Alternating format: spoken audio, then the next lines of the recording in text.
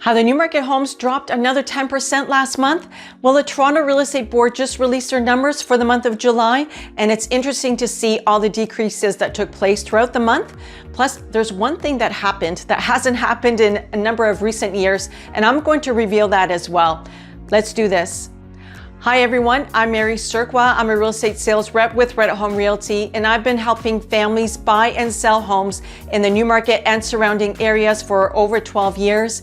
If you have any questions or comments about this video, feel free to make those comments in the section down below. Plus, if you have any questions about buying or selling or about the real estate market in general, feel free to reach out to me. I'd love to speak to you. All my contact information is down below. You can either call me for a consultation or a Zoom call, whatever works best. So let's reveal some of these numbers that took place last month. So these are year-over-year numbers, so from July 2021 to July 2022. We're going to start off with the total number of sales that took place. There were 68 new sales that took place for July of 2022, whereas in July of 2021, there were 144 sales that took place, and that was a 53% drop.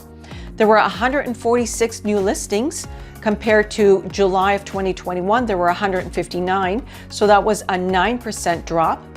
There were 162 total active listings, whereas in July of 2021, there were 82, so that's a 50.6% change. The average days on market for July of 2022 was 17 days, whereas of July of 2021, it was 14 days. So that was a year-over-year increase of 21%.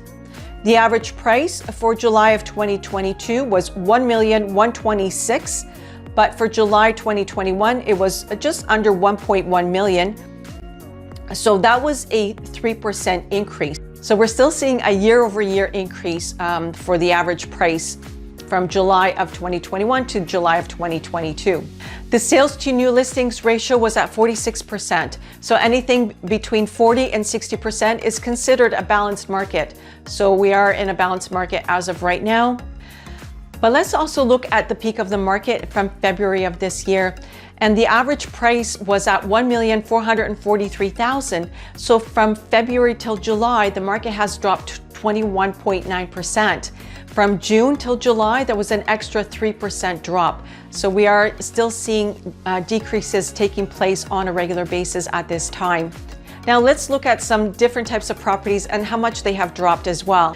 The average price for a detached home for July of 2022 was $1,264,600, whereas in July of 2021 was at $1,223,000. That was an increase year over year of 3.3%. And from the peak of the market, the price dropped from $1,607,870, and that was a 21.3% decrease. For a semi-detached home, the average price in July of 2022 was at $844,363, whereas in July of 2021, it was just over $875,000. So what we're seeing for the first time in a number of years is a year-over-year decrease. So for a semi-detached, that decrease was at 3.3%. We hadn't seen that for a number of years, so it is finally happening, a year-over-year change of decrease going on. For a freehold townhome, the average price in July of 2022 was at $882,500, whereas in July of 2021, it was just over $906,000. Whereas from the peak of the market, the average price for a freehold townhome was at $1,207,000, and that was a 26.9% decrease. For a condo townhome, the average price for July of 2022 was at $806,000, whereas in July of 2021, it was $735,000. So that was an increase year over year of 9.7%. Whereas from the peak of the market, the average price for a condo townhome was at $1,112,000, which was a decrease of 27.6%. And finally, for a condo apartment, the average price in Newmarket for July of 2022 was at $641,000, whereas July of 2021, it was at $555,000. So that was still a 15.5% increase year over year.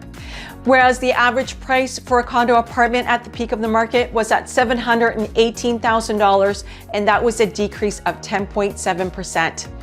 So what have we been seeing as real estate agents in the market and being on the front lines? We are still seeing a very slow market taking place throughout the month of July. Typically the summer months are quite slow anyway, but we are still seeing a lot of people on the sidelines and just waiting to see what's going to happen with the interest rates, probably what's going to take place in the month of September, whether the Bank of Canada will be increasing the rates. Well, there you have the numbers for the month of July.